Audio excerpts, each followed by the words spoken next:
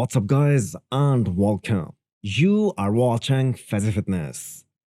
The mutant finally gave all of us a sneak peek of how things are looking at 14 weeks out. His new coach, Dom Supersliced, is extremely confident that he has got plenty of time to get Nick Walker in the best shape of his career. Many comparisons were made between his front relaxed versus Big Ramy. And as of now, in my opinion, Ramy looks miles ahead of Walker.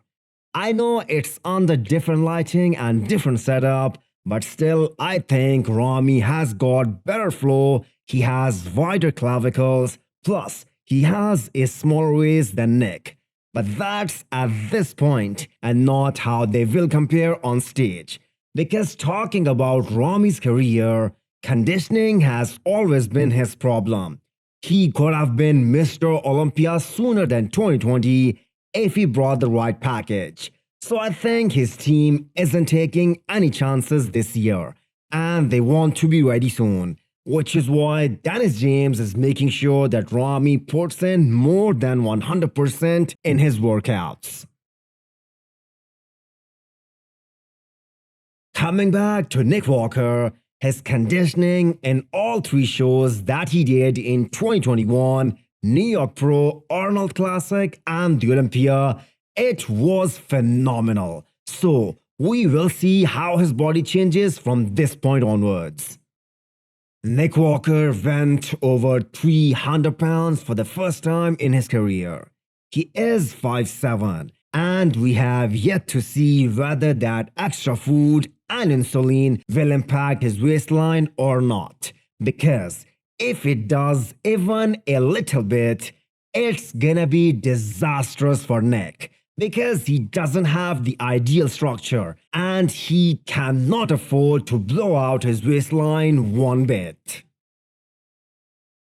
Let's talk about Nick Walker's training partner and the former 212 Mr. Olympia Kamal, who is leaving no stones unturned to finish his career at a high note by winning back the title at 52 years old.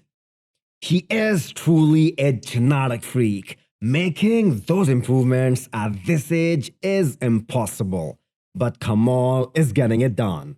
The progress pictures mark 14 weeks out, where Kamal is weighing 230 pounds. Yes, come on. Yeah, see? It's strong. Keone Pearson already proved he can be the top guy in the 212 this year. He beat Nathan Appler, the guy who was placed 5th at the Olympia last year. And after Tampa Pro victory, both Keone and his new coach, Patrick, admitted that there is a lot of margin for improvement in terms of condition. Now, with 14 weeks to go, Keone is looking at a very good starting point. He's among the top 3 most genetically gifted guys in the 212. If he nails the condition, he can be right up there fighting for the title.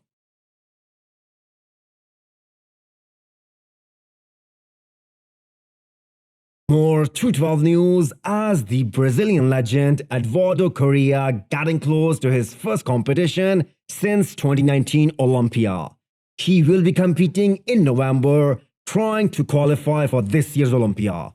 Eduardo is at the tail end of his career. In fact, it's unbelievable that after so many injuries and surgeries, he still has the fire inside him to compete. He has the nickname Supersliced for his ability to come in bone shredded every time he steps on stage. So, looking forward to his final package. Sergio Oliva Jr.'s offseason update is enough to tell us that he isn't planning to compete this year. However, he is doing everything possible in the offseason to make more improvements in his physique. What does Sergio needs to do to take his physique to the next level? Does he need more size? I think he has plenty of size. In my opinion, he needs to peak 100%. At the Arnold Classic last year, he was bloated. The distended midsection took away from the overall flow of the physique.